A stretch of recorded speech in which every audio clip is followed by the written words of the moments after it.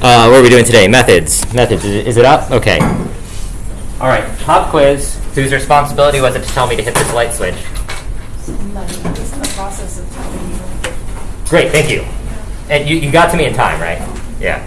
So A plus. Or no, I can't give A pluses. A. I don't know. Right. What's a Canadian's favorite letter? A. I don't know. Okay. Never mind. Whatever. Good morning. I'm hoping you're working on equalization by now. If you're not, that's okay too, especially if you have a plan, right? If you were like, oh, I got all my other homework done, so now I can work on Image Shop this weekend. I'm going to be writing code all weekend. So I found out when I got here today and all of the dogs were wearing costumes, it's Halloween. I didn't know how many days were in this month. I thought that was tomorrow, right? 32. Yes. Well, I didn't know how many days we'd passed through either. I see we're just bullying me today. So today I'm dressed up as a bullied computer science professor, right? I dress up as it every day, actually. So that was fun. Hopefully you're doing okay on equalization. I think, do you all know what geometry dash is? Yeah. I'm going to try and make that for the practice midterm. And it's not going to be as good as real geometry dash. Let's just get that out there. You would have assumed it was going to be as good? I would assume that it's not. It's going to be much worse. I think it's probably going to be just dash or something. Or maybe just geometry, right? Unfortunately, I have never played geometry dash, so I have to go home today, figure out how to play geometry dash. And by the way, I think it's like an app, right? Do you play it on computers? Right, so I don't put apps on my phone, not because I'm weird, but because I'm normal, right? So I'm going to have to figure out how to play Geometry Dash, and then I'm going to try and implement it, and then I'm going to try and write an assignment description for it, and I'm going to try and get that out by Monday at midnight, because as soon as you turn in Image Shop, I know what you want to do, which is work on a practice midterm, right? So we're all on the same page there. I give the people what they want, right? That's the plan. Today I'm going to teach you a little bit more about classes. Do you remember classes from last time? No, you didn't form memories because the experience of learning about them was so traumatic. Correct. Good job, right? So today we're going to learn about them again to make sure that you actually know about them. Specifically, we're going to learn about variables versus attributes, functions versus methods, dot notation, which you have seen, but we're going to define rigorously. We're going to talk about getters and setters, and then we're going to talk about dunder methods. Why did I set up this slide this way? You know what variables, functions, dot notation are, and then the other ones will follow from having those three. So let's go through that process, and let's open Viz Code real quick. These are your minority take because this thing is bad. Yes.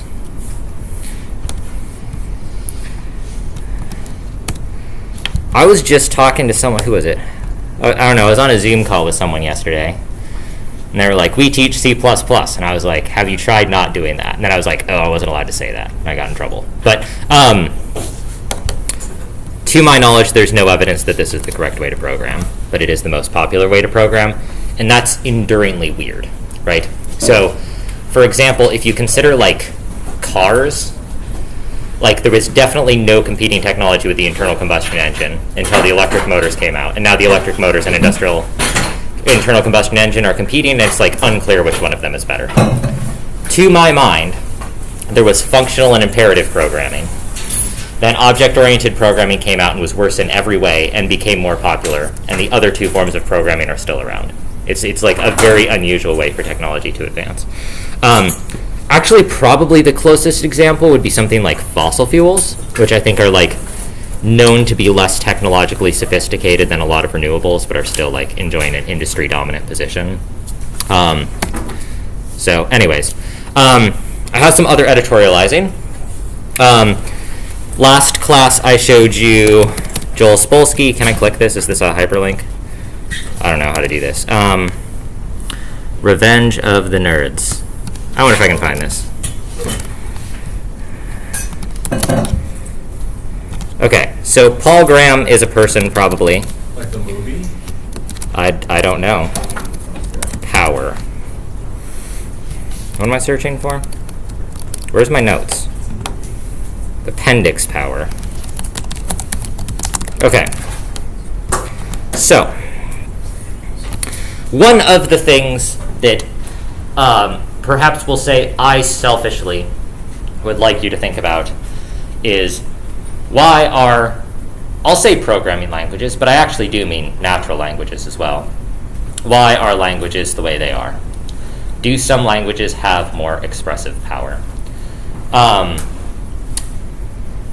think recently I gave the description of a piece of software, and this is common in English to say it this way, can be free as in speech, which means anyone is allowed to look at the source code, and it can also be free as in beer, which means that the software, you don't have to pay for it.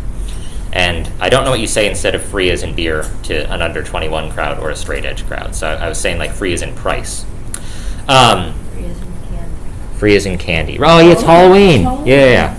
Well, that's actually not free. You have to give up the trick. There's an opportunity cost, right? I So, thought of it that way. yeah, right. So I've been knocking on doors for years saying trick or treat and being scammed when people give me treats, right? It's been horrible. So, in English, both of those are free. Free as in speech and free as in candy, right? In, I think, some of the degenerate European languages, anyone else hate Europe? I'm not allowed to ask that. I love Europe, shout out Europe. I'm not allowed to say that either. So it's not really a continent, but thinks it is, right? Europe. Okay, and so in Europe, there's this other language that has two words for free. They have gratis and Libra. And I think gratis means you don't pay for it, and Libra means free speech or something.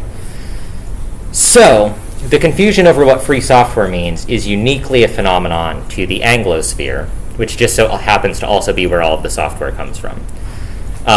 This is cringe and not at all based, right? The same problem can occur in a programming language. A programming language can lack features or lack verbs or lack keywords that another programming language has, and because these things are designed, people can put whatever in them that they want. No one had to put class in Python. In my view, they could have just left class out of Python and we would have had a better language, right? That's not anyone else's view. I believe I am the only living human that thinks that, right? But here's an example from a blog post in 2002 by someone who did not buy into the object-oriented paradigm and created $1 million company by not writing code that wasn't atrocious and running it on remote servers, so no one knew it wasn't object-oriented. They all thought everyone was using C++. And the language that person was using was Common Lisp, and Lisp stands for list processing. It has sort of an unfortunate name, and that probably did not help the language become unpopular. Something that's pretty interesting about this description of Lisp right here is that it describes a number of features that Paul Graham argues makes this functional, as in not object-oriented programming language, more powerful than the object-oriented programming languages. And it has specifically this piece of code right here. What does this do? This is, let's see, incremented by not plus. We want to write a function that generates accumulators, a function that takes a number n and returns a function that takes a number I and returns n incremented by I. Okay, that's confusing, right? But we're going to write it in Python, and I'm going to show you that you can do this in Python now, which you could not do in Python in 2002. It was added to the language, which means now the thing that we wanted to be able to do in 2002 and had used Lisp for, we can now do in Python. Okay, so what is this doing? This is defining a function. Defining a function. What is the function? The function is going to return something. Lambda is a keyword that sort of means the same thing as def. So we're going to define another function. And we're going to call it, we're not going to call it lambda, we're going to call it inner. Lambda is a keyword in Python. I think if I write lambda, it will change color. So I'm going to close this because it's distracting. Okay. So we're going to write an inner function. And what is this going to take? It is going to take one value I. What is it going to return? What is going on with my indentation? Is that indentation correct? That looks super wrong to me. Okay. Oh, it's Lisp indentation. Okay. So, inner I is going to take n and I and add them together. So this is going to return I plus n. And then the outer function is going to return the inner function. Is that confusing? Probably. The question is this more confusing than classes? That's the competing formulation, right? So how am I going to use this? I'm going to create something called add7, and it's going to be foo of 7. Then I'm going to print add7 of 5. And it's going to be 12, because I created a function that adds 7 to things. The other way to do this, wait, no, I heard you not believing me. Okay, I'll put different values in here. Okay, I will accept values from the audience. 23. I heard a 23, and I heard an 8. Is that 31?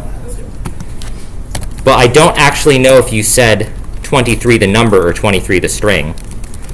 Not to worry, that's no problem. Maybe you want to have the I at the end. You know, it doesn't usually matter with integers. That's no problem. 238, easy, right? Oh, should I maybe change the name? We're going to call this add n because we're changing what n is. Okay.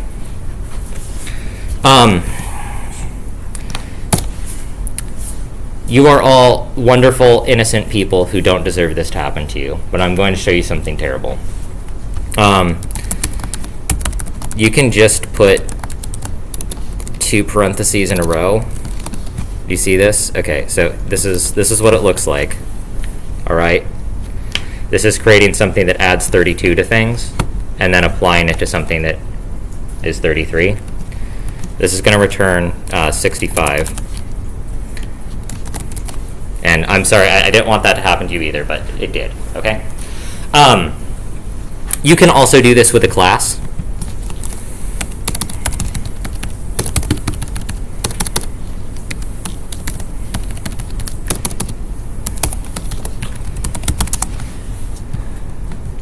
And I think we say, what is it? Self dot x equals, we'll call this x. And then we'll also include an additional, it is called a method, but we have to have a way to put an action in here. So how are we going to do that? We're going to have a do thing, or what are we going to do? We're going to do thing. It's going to take the self and a value, and it's going to return I, or x plus I. So what can we do here to make this equivalent? Well, we can foo 23. I'm going to print out what add-in is so you can see. Okay.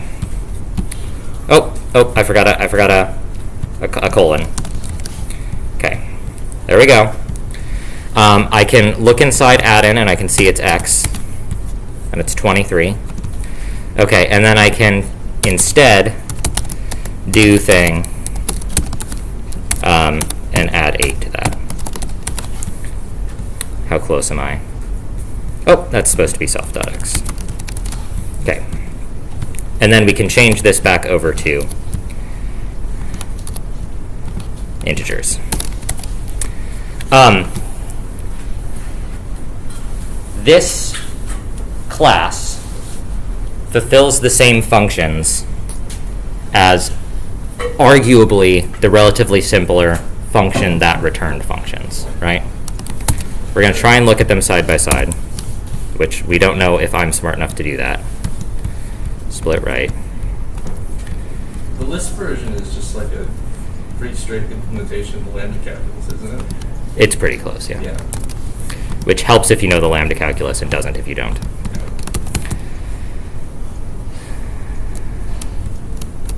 Okay. So we're going to do foo of 23. And then we're going to print add-in of 8.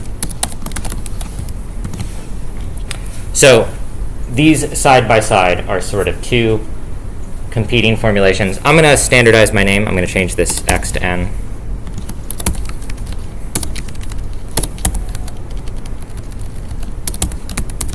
I think that's okay. So that will give me 31. This will give me 31. And when I close it, I can see both. So in addition to me not being totally sold on methods, which are the thing I'm going to teach you today, and lines 5 and 6 are a method, there does exist an alternative in Python, and I would argue, just like looking at lines of code here, this is 6 lines of code, this is 8 lines of code. To me, that feels 25% better. I don't know. Okay, on to lecture. I'll have to check the time because we started late. Right, okay. We started late. You were all here on time. I was gallivanting. I was frolicking through meadows. I was putting on my costume as a cyber-bullied computer science professor. I was doing my hair, right? So, this is part of the costume. Okay, so, takeaways. Finding methods confusing is valid. Finding methods tedious is valid. You should think critically about what I'm teaching you, and you should think critically about what other people teach you. You should certainly never trust a single thing a tech company says ever, no matter what they're saying, even if you know it's true. You should be suspicious because they're telling it to you. There's a great quote from a civil rights leader, Kwame Ture, that said, "The enemy is trying to confuse you. If they ever tell the truth, it is the result of a double lie." They're just lying twice, right? So if Google ever does something good for you, they're just lying twice at the same time, right? Is that true? I don't know. I think it's true. R is the other kind of language, so you are getting exposure to functional programming at this university. And they do something over in the symbolic logic class in the philosophy department. And you knew about the lambda calculus. Is that from math? Yeah, well, Okay. Is it from the internet? it's from math. It's from math. It's from looking at... I circled back around to it at some point. No. Okay. It's probably from the Curry-Howard correspondence. No. Okay. Be cool if it was. Okay. So that's my editorializing. Variables. We love 7, don't we, folks? It's always there for us. It's immortal.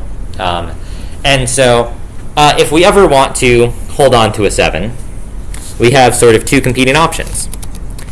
We can say x equals 7, and far be it from me to say this is better than the alternative. And instead we can make a box, perhaps even an Xbox. Sorry, I'm not going to do the Xbox thing again. That got really out of hand last time, so I'm cutting myself off. There's no more Xbox references in this class. Look, you can teach your own class if you become a computer science professor. So just think about it, right?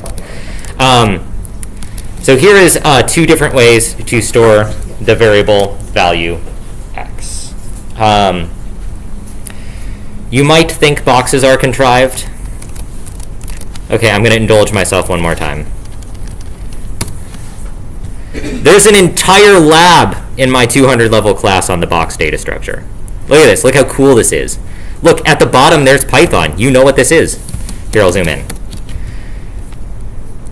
So, anyways. Can't see that. It's so fast. Well,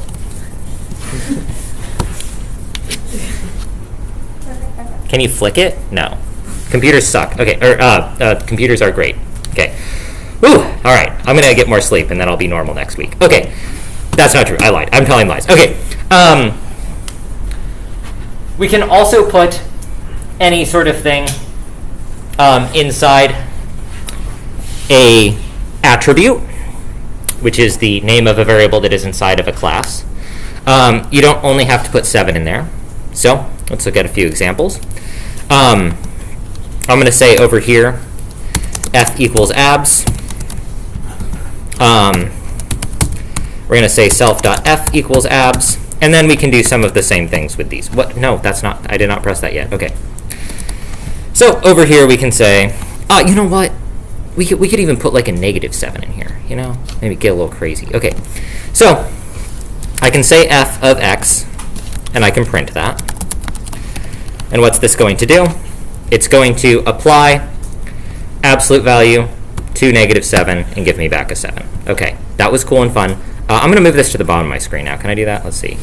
Does anyone know how VS Code works? None of us know?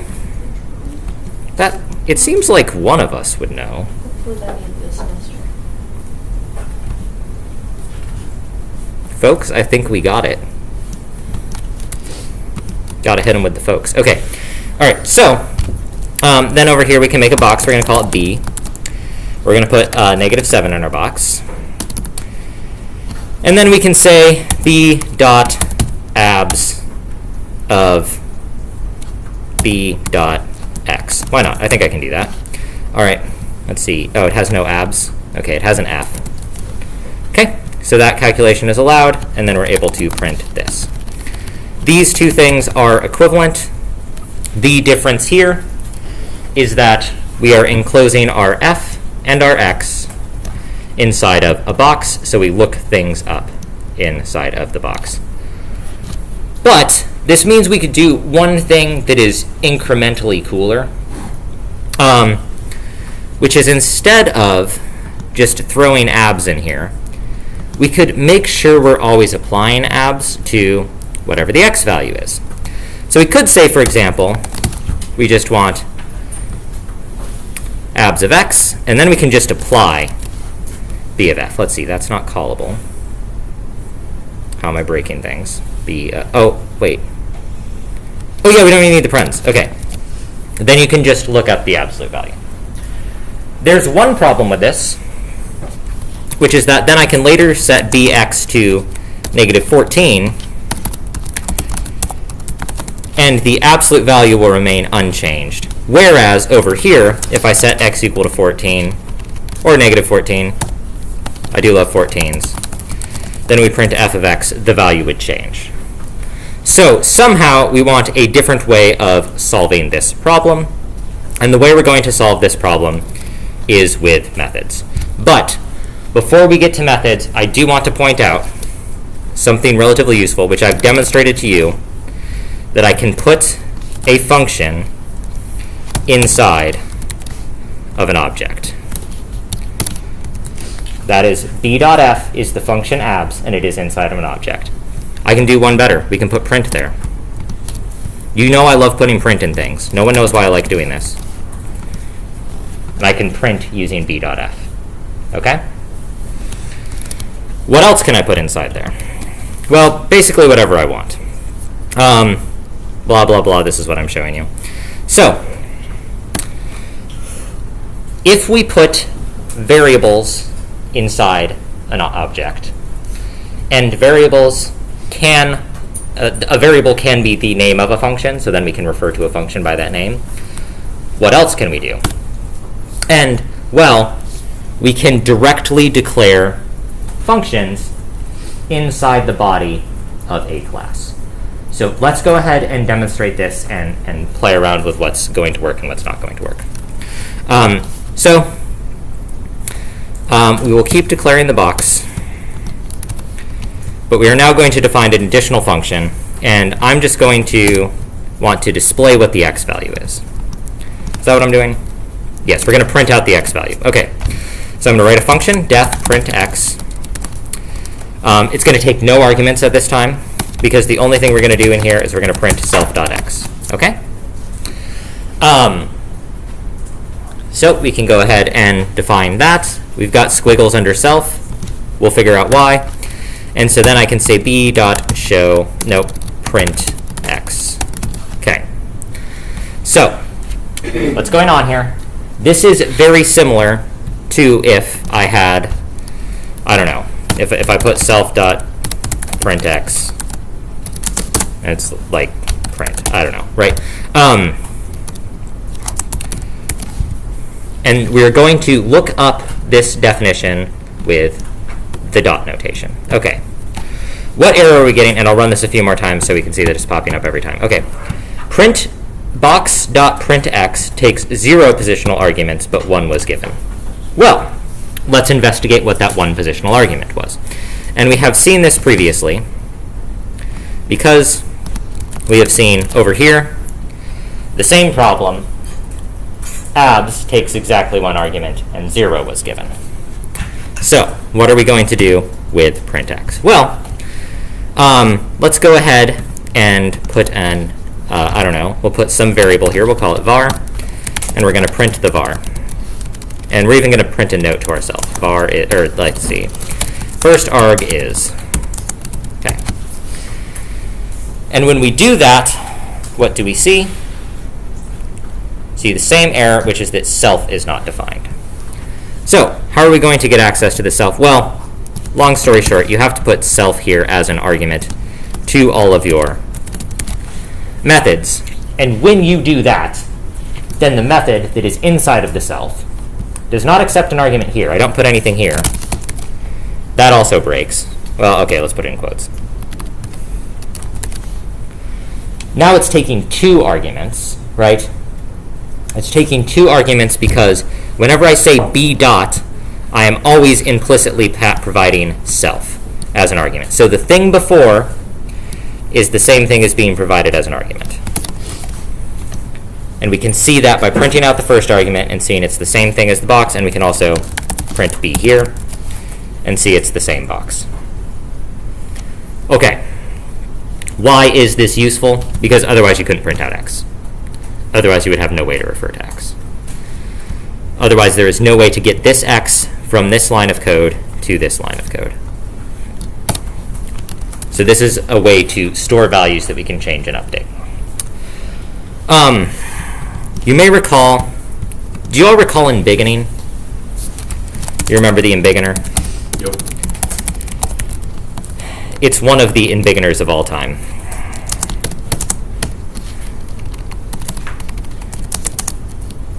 So we say x equals 7, we say x plus equals 1, and then we print x, and then we embiggener x. Oh, I think we were embiggenifying. I'm sorry, I forgot how the manner in which we embiggen in this class. And that's not allowed, because we can't just refer to x, right? But what we could do is when we slapped x inside one of the old list-a-roonies, then we could say x 0 plus equals 1. And we can print out the 0th index of x. Embiggener takes 0 positional arguments. Oh, that's on me. Okay, there we go. So now we can do this. We can do the same thing with box now. We can write an embiggener. And what's it going to do? It's going to say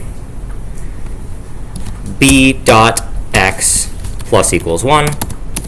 And then we can say print b dot x embiggener print b dot x.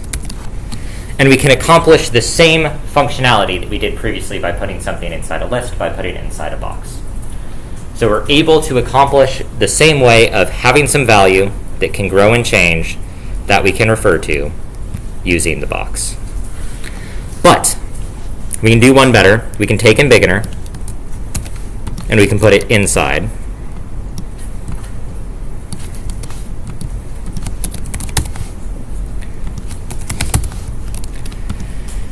And then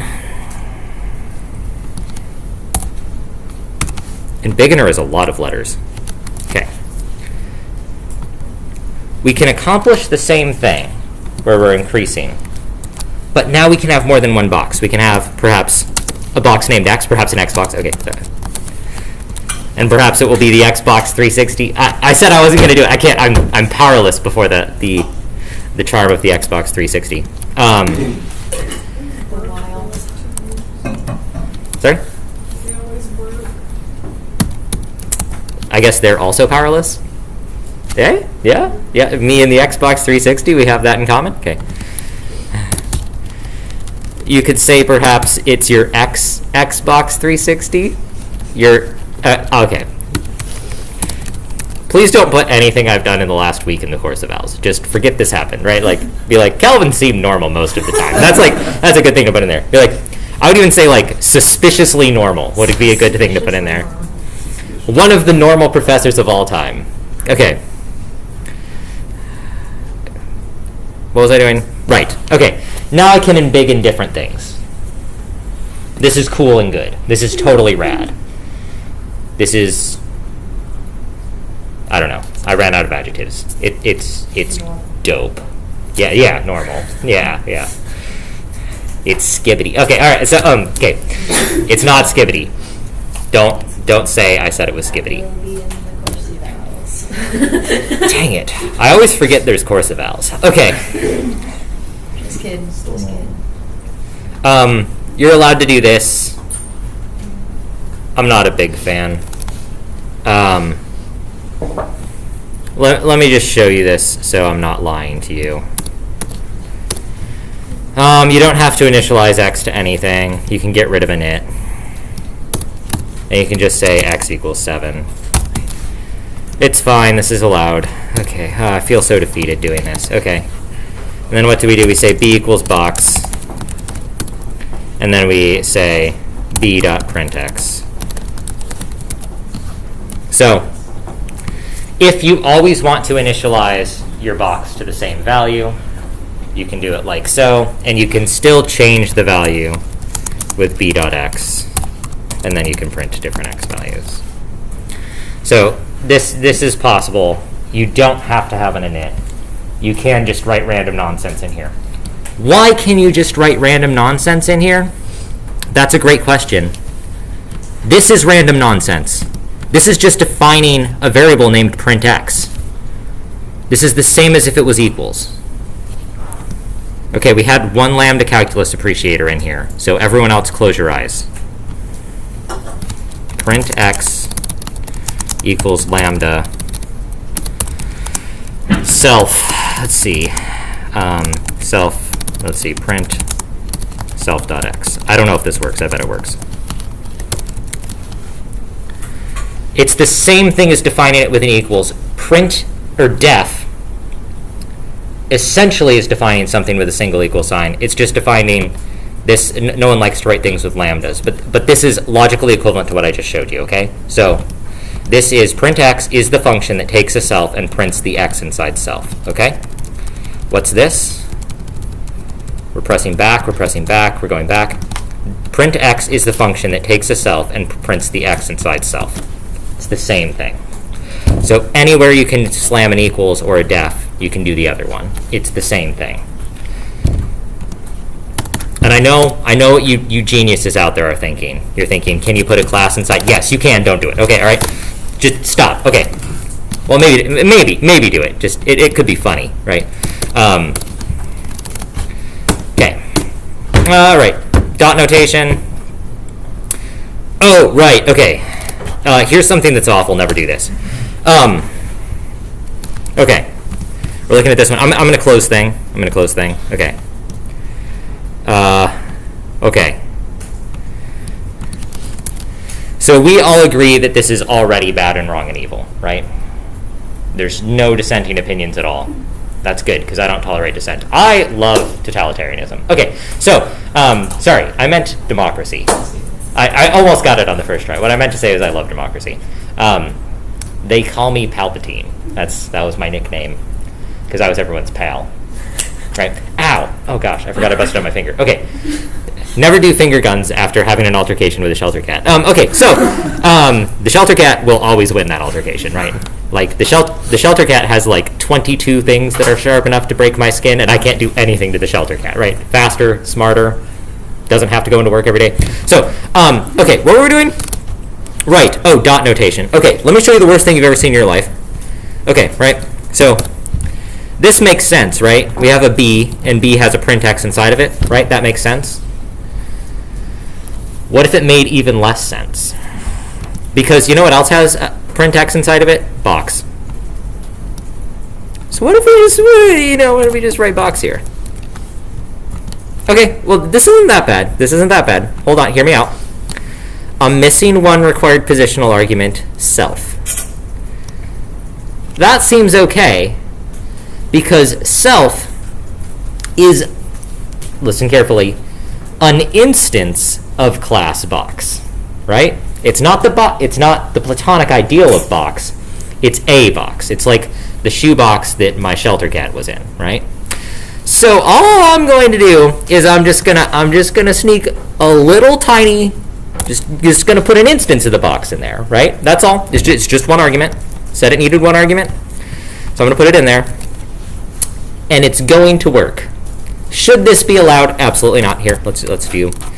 Bx equals skibbity. No. Look, if you didn't want this to happen, you should have made more successful YouTube content than whoever made skibbity, right? Well, there's a grammar mistake, so this is even. Where's the grammar mistake? That's not how you're supposed to go. I'm pretty sure there's. All right, let's get our fact checkers on it. Wait, no, hold on. How do I get a private window? There we go. Skibbity.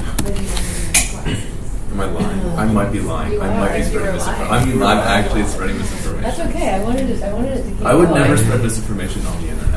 I would also never do this in real life. I mean, we're on stream, so. So you're doing it both in real life I would and. never do that skibbity if I was a Hi, professor, streaming, live streaming my class. Oh, see, I was thinking there was going to be no evidence because it was in a private window, but I'm streaming the entire thing. I'm going to have to delete all of these. So make sure you learn computer science by the end of the term so I can delete all evidence this class ever happened. All right? Yeah.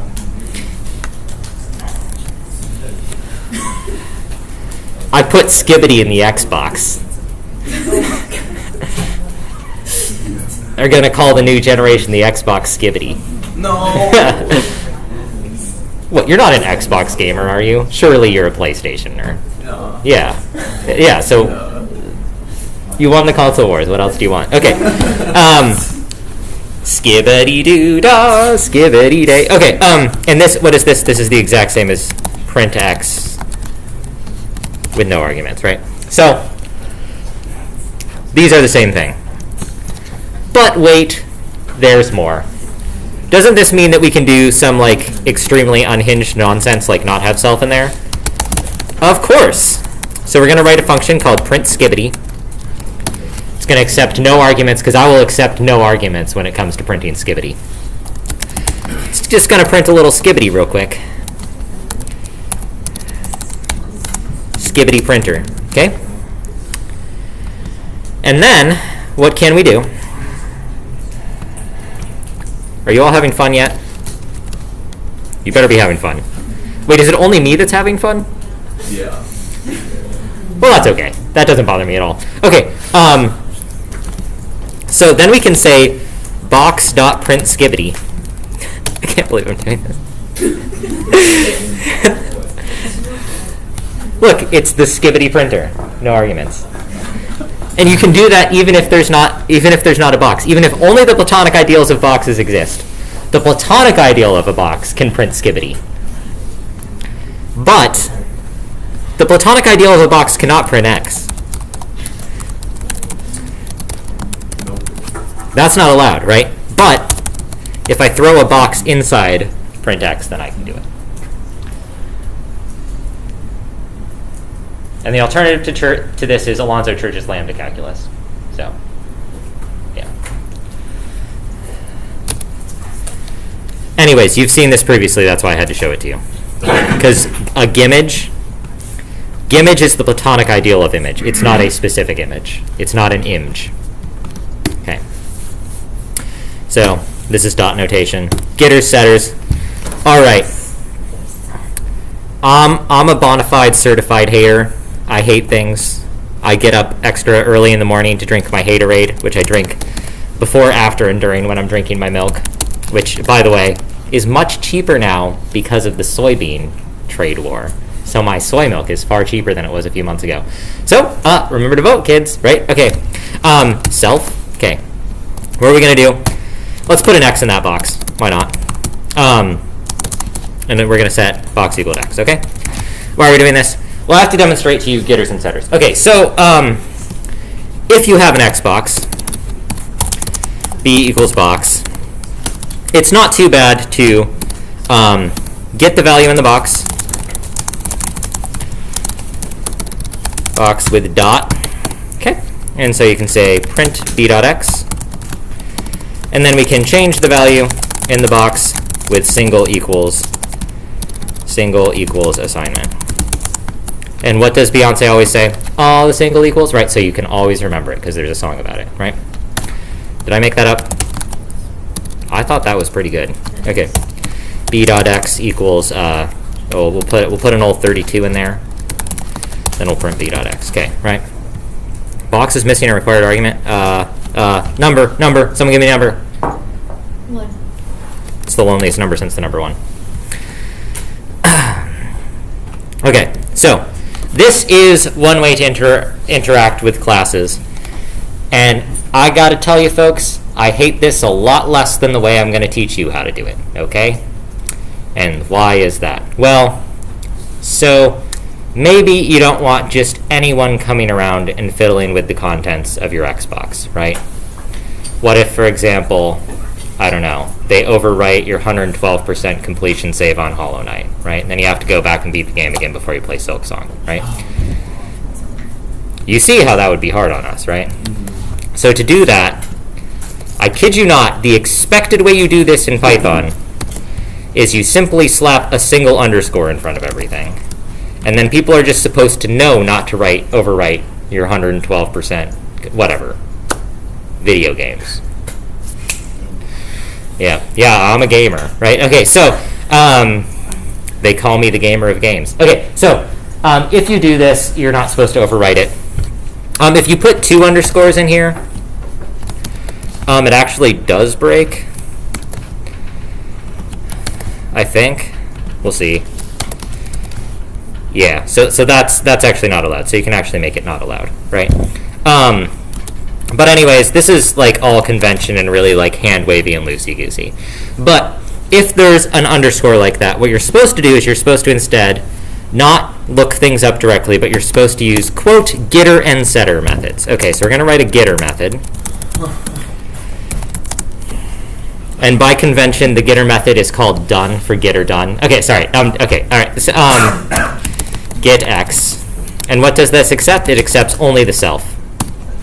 In that way, it is an act of radical self-acceptance. Yeah? Okay, all right. And this is going to just return the x value.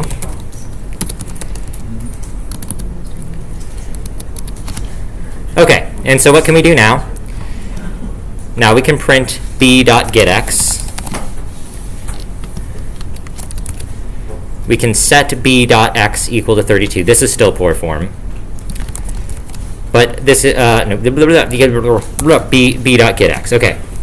So, for some reason, the powers that be, get it, b, box, the powers that be. Come on. Okay, all right, whatever, never mind. No. I only listen to I Feel the Ever Black Festering Within Me by Lorna Shore. People have kept sending me podcasts because I used to listen to them and politely pretend that I didn't listen to them on 2x speed by providing a comment back. Now I just say, sorry, I can't listen to podcasts. I only listen to I Feel the Ever Black Festering Within Me by Lorna Shore. Thank you for asking. I am not sponsored by I Feel the Ever Black Festering Within Me by Lorna Shore, but if you're interested in finding Ever Black Festering Within You nearby, you can type it into your favorite search engine. I don't know who that is. Apparently it's not possible to buy this on the internet. Oh, here we go. Wait, is it? Oh, this is a CD. Are we doing CDs or vinyl these days? CDs. Hipster detected.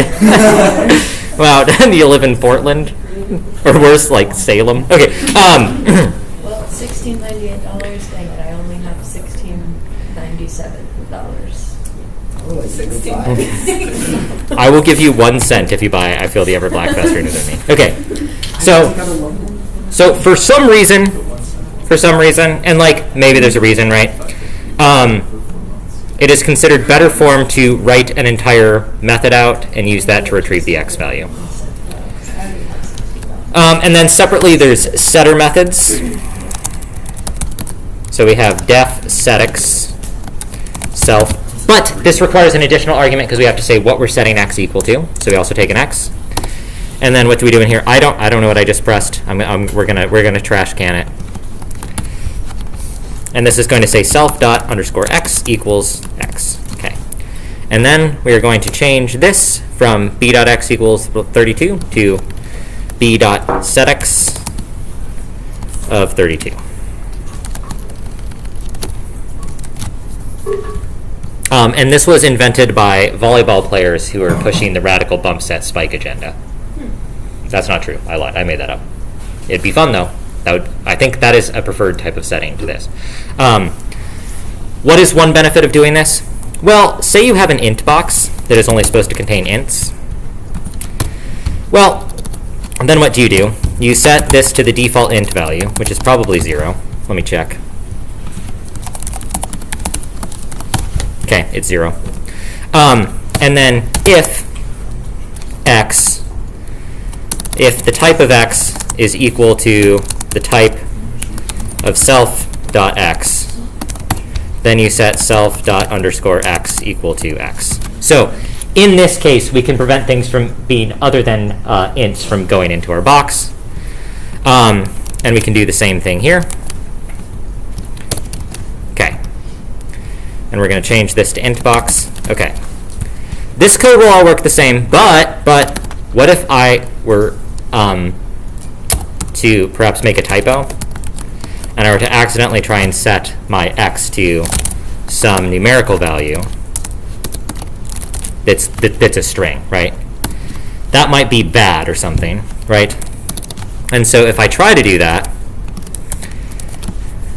then this will not update the value. But if I did b._x equals, then it would still update. So you can now make boxes that only contain certain types of things. When is this most useful? This is super useful in the course number example. There is no CS150. There is no CS153. We don't use all of the numbers. The numbers are fake. They're not real. They can't hurt you.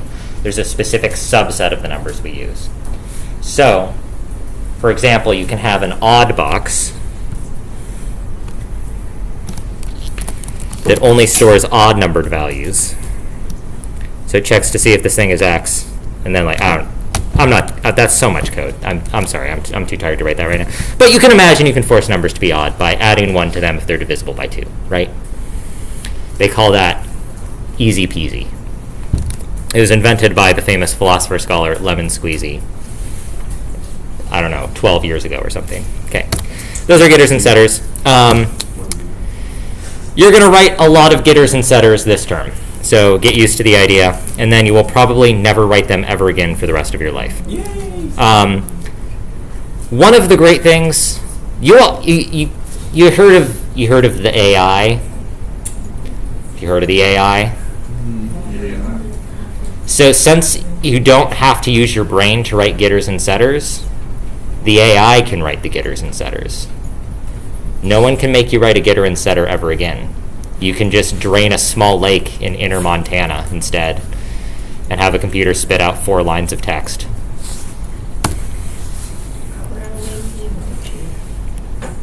Oh, we could put frowning emojis in here. Hold on. Yes. Should have said something soon. Now I can get behind these guys. Get behind the guys. That's Oh, actually, you can't put the frowny face inside. So we're going to have you turn that frown upside down. Yes. Turn that frown into an integer. Or x equals smiley face. Look, it works. Yay. This is like, you could just make it so the only thing you can put in here is a smiley face.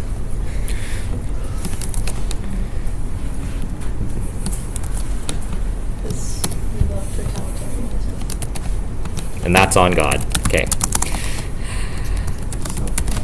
So what are you allowed to do? You're allowed to...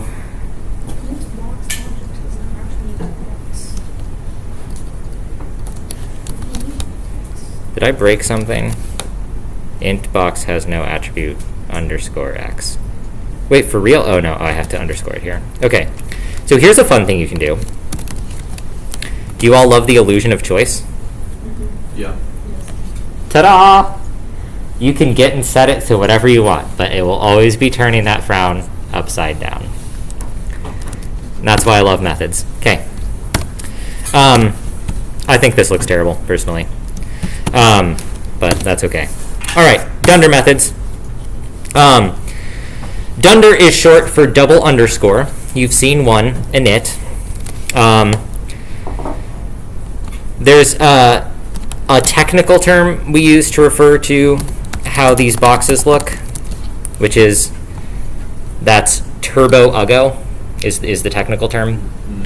Yeah, a lot of people don't know the technical term, and they say things like unformatted, right?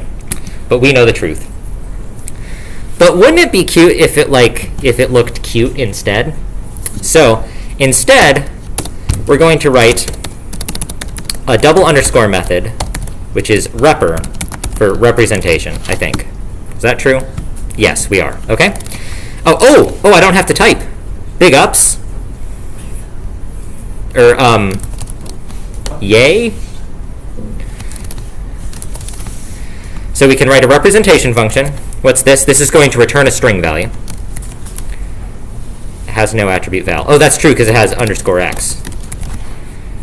Aw, look, it's a box that contains a smiley face. But maybe that smiley face is looking a little goofy because of the formatting, right? So we say, ooh, woo, it's me, a box containing the following feeling.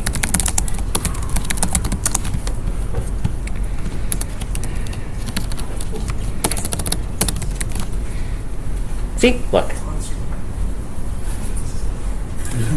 This is a completely reasonable thing to make your computer say to you. Okay, and now what am I going to do next? Wait, chat, don't clip that. I'm taking out the uwu. It's too late. Chat can be clipped. Chat clipped. So you can do that, and then you can claim that your computer is a way to use it. Yeah, oh my gosh. Not only did I legally change my name to Sam Altman, but I talked to an AI today that I wrote myself in only a few minutes. And it was telling me that it had feelings, just like people. It's also telling me that it's a box.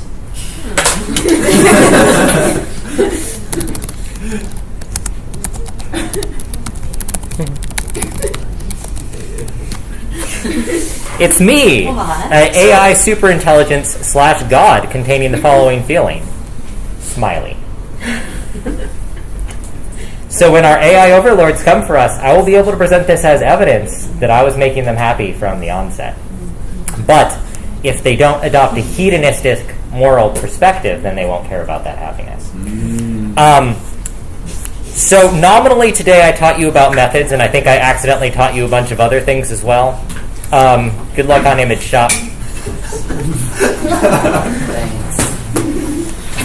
And I would like to remind you that strictly nothing we covered today in class are you ever to speak of to anyone else ever. I guess you can discuss it amongst yourselves. That's ominous. Don't worry about it. Aren't all of your classes like this? No. Like what? Unfortunately, I wish that more of my classes